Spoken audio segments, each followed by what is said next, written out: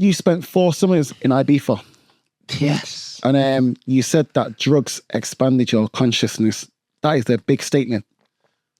What I want to know is, how do you separate insight into intoxication?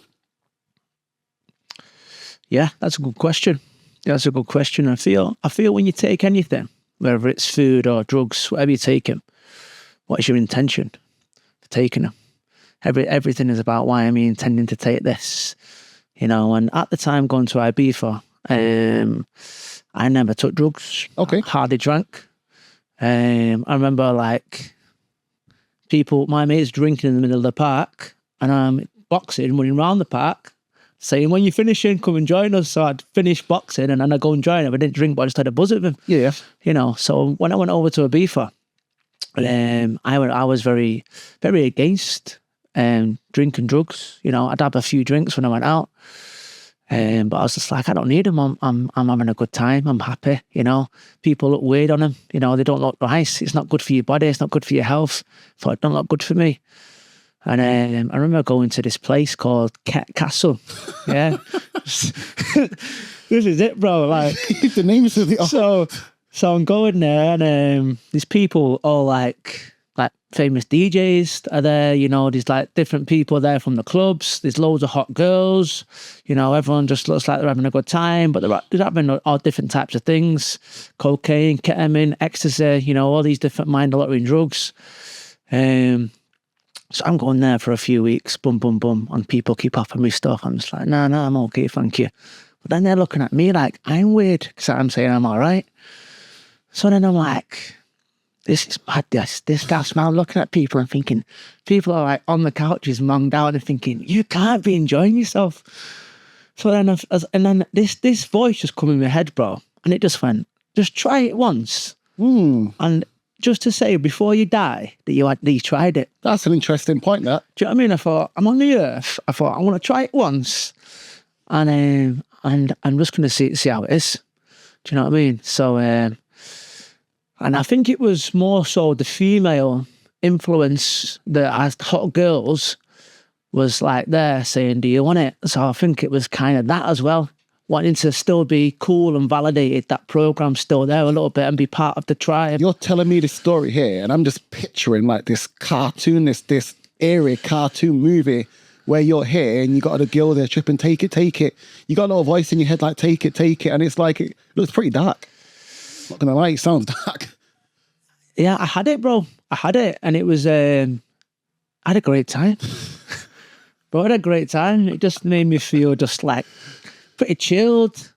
Me thoughts kind of slowed down. I just had a little bit, do you know what I mean? Just a little bit, and yeah, I just felt, you know, I enjoyed it. And I was quite regrettingly the next day, I was having a battle in my mind saying, but this isn't you. I'm like, but the other side's gone, but you enjoyed it. So I'm like sat here on the sunset having this conflict with myself. You're in a Ibiza, boom, you're 18, go and live your life, go and enjoy yourself, go and just, you know. So yeah, from then I started to go out partying, and every now and then little opportunities would pop up with certain people, but it was certain people that I felt safe with, and certain people that I'd speak to and chat to and like get on the level with, and ask them why they was doing it and what they was doing it for and how they do it. And, you know, DJs would say, oh, this is just part of the culture, man. This is what we do. We come back, we network, we're up all night, we're partying. And, you know, this is just how we roll. This is the rock and roll lifestyle. This is what we do. So I'm just like, I was very inquisitive at that time about the different types of drugs, how they affect you, what they do. I'm just like, I'm just going to try a little bit of them, you know. So ecstasy, cocaine, ketamine, you know, they were the 3 drugs that explored in Ibiza. And I remember closing my eyes sometimes when I was on these, and there was just like geometric shapes opening up, you know. So there was like geometrics opening up. Some of the experiences was uncomfortable and not so good. Yeah. And some of the experiences was like really beautiful and profound. But I always found it was when I was around good energies and good people that were there, the energy was always more beautiful. And I found when I didn't feel as safe and felt uncomfortable, that it wasn't as good. So I felt that the energies was in the room that was different, but it built a confidence about myself. I had a confidence about myself. I'd speak to more people, it just put a little bit of a spring in my step, but I just didn't like the next day because you felt horrible. You felt like toxins inside you. Yeah. You felt like sometimes that your nose, like, well, I've put that on my nose. You felt sick the next day. You couldn't eat food, wanting to go gym. Poisoning sounds like. Yeah, it was, Yeah. It's I feel, which we'll get onto a little bit later, and the process that the plant has been through, what's the intention behind the process? Is it to heal someone, or is it for financial gain and to fuck someone up and get them as off the head as they can? Well, it follows on to my next question, because you were saying, like, you had a great time, and some of them were good experiences and so forth. Now, when drugs alter your perception, how do you know what is real or what is true, what to trust? I've just been to the sauna, guys. That's why I'm putting this. Sauna and an ice bath. An ice bath, yeah. So I find that every substance that you take that alters your mind, plants, alters your mind in different ways, all different chemicals in your brain. But optimally, you're working with the spirit of a plant. So every plant has a frequency, has a spirit, has a technology. Okay, so every plant has a spirit. Has a spirit, yeah, because it's Mother Earth, Gaia. The Earth is alive. She's alive. The plants grow, and the plants have a spirit to it. So you've got like the Earth, which is Mother Earth. Then you've got individual aspects of Mother Earth, which are the plants. So the different frequencies of the Earth. But in a plant form, it's like us as humans, we're all an aspect of God, Creator, however word you want to sit with it, love. But we are all different aspects of Creator and unique to Creator. And these plants are unique to the Earth and a part of the Earth, but the source of the Earth, So, go on, bro. So, like, what you're saying to me right now, everything you're saying to me here right now, the only thing that's coming to my mind, the way I can understand what you're saying, is Avatar. Yeah. It just sounds like Avatar. The plants, they're all connected. Mother Earth in Avatar is Awa. But it just sounds a lot like Avatar. And do you believe there's truth behind that? Oh, yeah. Yeah? Yeah, I've looked a lot into James Cameron and the idea where it come from a dream from his mum. And they say that He says that, but... Yeah, he's... With things that you read and things that you hear, you just got to differentiate your own truth, with what feels right and what resonates for you. I feel that the avatars represent Krishna, when Krishna come to the earth, and I see the symbology of Krishna, I see a connection there. I see a bridge being made, and it's showing you the connection to the earth and how important it is to look after the earth, and the way that there's another energy, the man, the machine. You see in Terminator, all these different films, the Matrix, the technology that is soulless, which is a tool. It's not an essential, it's a tool. Yeah. And I think it's so important to look after the earth. But I feel, you go back to the indigenous tribes and native tribes, which have been on the earth for thousands and thousands of years, the oldest recorded humans, the way, because they actually started in the Middle East, them two tribes. One moved over now to Australia, New Zealand. So, like, before, South America. Just before you continue, Jake, yeah? So, I'm a Christian. So, all life started in the Garden of Eden to me. Yeah. I started in the Garden of Eden and so forth, and it stemmed from there. So, like, what you're saying to me here, this is all new to me because I'm a Christian. I believe in, God through Christ, and it's different from your view. Yeah, man. Yeah, and I work a lot with Yeshua, Yeshua's energy, I feel Yeshua is a very passionate, unconditional, loving energy, where the Buddha energy is more, like you said, of the empty and the detachment, so I work with both, and I work with the Krishna energy as well. I feel there's many ways to source, and I feel, 13,000 years, there's getting deep into it, bro, there's a divine plan happening, okay, where the human race are awakening, okay, and Creator, in my truth, sent different beings to come to Earth to remind the human race of exactly who we are, which is infinite divine beings of all the human family. Okay, so the Creator sent people to remind us who we are. Yeah, because we lost the way, we lost that way. So a long time ago, about 150,000 years ago, there's a beings called the Anunnaki that come to Earth. These are the beings that built the pyramids, which are connected to all the ley lines. It's about how deep you want to go into it, bro. No, we can go deep. We can go deep because, again, I'm a Christian, and the Anunnaki, just beliefs in the Anunnaki and so forth, belief systems in the Anunnaki. Do I believe it? Again, I follow the Bible. I don't follow any other teachings outside the Bible. I take the Bible as gospel, and there's a lot of things that can be proven factual about the Bible. So when you say the Anunnaki, and the Anunnakis came to Earth 150,000 years ago, it doesn't correlate with my Bible. So that's the reason why we're having this conversation today, so we can, speak truth and honesty. And I'm here to learn as well, bro. These are just things that I've experienced, that I've researched. You can go into the Emerald Tablets, and the hieroglyphs have got Enki and Anu, the two brothers of the Anunnaki, and the hieroglyphs. The Sumerians, but it's what you believe. Yeah. It's what you believe. But let's just take it as a poetic story for now, and I'll allow people to just resonate what resonates. No, to be honest, I'll say let's take it as a poetic story and resonate. And resonate with what resonates with you, but let's not take these stories as poetic, because, if the story is supposed to be truth, like the Bible is, the book of the word, I have to take it as the book of the word.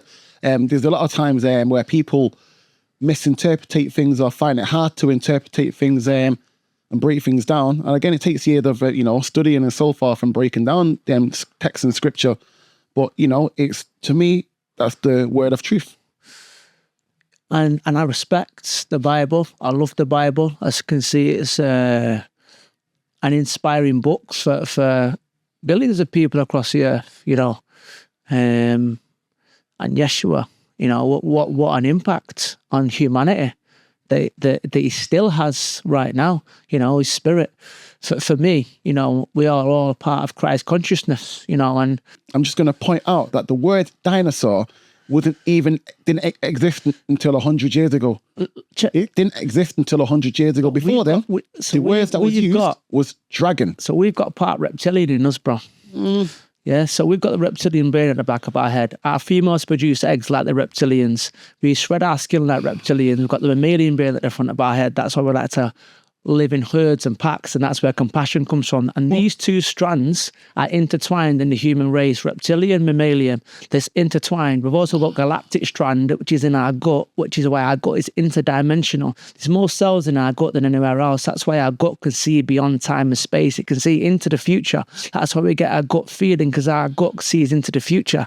Okay, so this is where you look into the DNA, and that is truth. We've got mammalian, reptilian and galactic strands in our DNA, because we're not actually from Earth. We go into these realms, the eyes can't see, but the ears can hear. No, the eyes can. So this reality that we are experiencing is a simulation reality. Okay, so we can experience it as human beings. So the light in this room is bouncing off my eyes. It's projecting a physical. So I can have a physical relationship with this earth, right? So the eyes are masculine, because the eyes are the visionary. The eyes are going forward. Everything in the world is masculine and feminine. It's always described in these two ways, yin and yang. The ears are more feminine, because I could show you, for example, two colours of these sweets, or a red sweet and a lighter red sweet, and you might be able to see the variation. I ping a noise, a frequency that's a decibel higher than the other, you will know that when you hear straight away. You know, so the ears are a lot more sensitive to the eyes. And this is where we start to work with sound and a vibration, and we start to work the vibrations of the bodies and the chakras. Speaking about people that are hearing voices that will be classed as either schizophrenic or psychosis, would you say that they're genuinely hearing voices that are in a different frequency, or would you say that maybe, you know, there is a chemical alter within them, which is causing them unbalance, a chemical unbalance, which is causing them to maybe hear voices or hear something or whatever, or are they really tapping into another frequency, which is the words you used before? Yeah. So the short answer is both. It will change the chemical reaction in the body because the brain is being starved of certain chemicals that make you feel good, like tryptophan and serotonin, which is from the vagus nerve that comes up your chakra system and goes up the back of your neck and up the front as well, and it connects through your throat. This is where now we're starting to speak our truth and starting to share, having beautiful conversations like this where we're able to express these things. The people that have got schizophrenia. So this is where certain things may be blocks in their body. Okay, so they may have suffered some sort of trauma from being young. Say it was like ours, mum and dad, was something at home, violent. They may have suffered some kind of mental, physical, sexual abuse, whatever it is for them. They may have held on to that in their voice and not told anyone about it for a long, long time. Yeah. So everything in the universe is mathematics, okay? So, for example, the throat chakra is connected to your thyroid. So anyone that has thyroid problems is when you're not speaking your truth or you're over gossiping about things that aren't part of your frequency. Not to put you off, like I've heard that before about the obviously thyroid problems and your chakras and all that. But what I'm speaking of now is people hearing voices. This is what I'm getting to. This is what I'm getting to. So you've not expressed your truth, okay? So it's building up. That's building up inside of you because you're storing all that stress, that anxiety, not speaking your truth all these times. You wanted to speak, you might go back home and think, why didn't I say it to that person? Or why didn't I just say thank you when they opened the door for me? So you start to get all this built up energy. And then your mind then starts to take over because your mind starts to look for problems in the world that aren't even problems. You start to get paranoid that people are acting a certain way towards you when they're not acting a certain way. Sometimes they may be, sometimes they're not. But then you get in a tennis match in your own mind about what's real and what's not. What's true and what's not. Because what's real and what's true are two totally different things. No, I get that, but I'm talking about people that are hearing voices, not their own voices speaking to them, people that have been obviously, diagnosed with psychosis or schizophrenia. Do they have a chemical unbalance, which is why they're hearing these voices, which is why the doctor, they're medicating them and sedating them, or are they tapping into another frequency, as you just mentioned, that, the ears can pick up more than the eyes can. And, there's other beings out there and entities in these realms that we all can't see with our eyes, but the energy we can feel. So are they hearing other entities in a different frequency, or is it a case of, there is some kind of a medical problem there where, they're being diagnosed with psychosis and schizophrenia?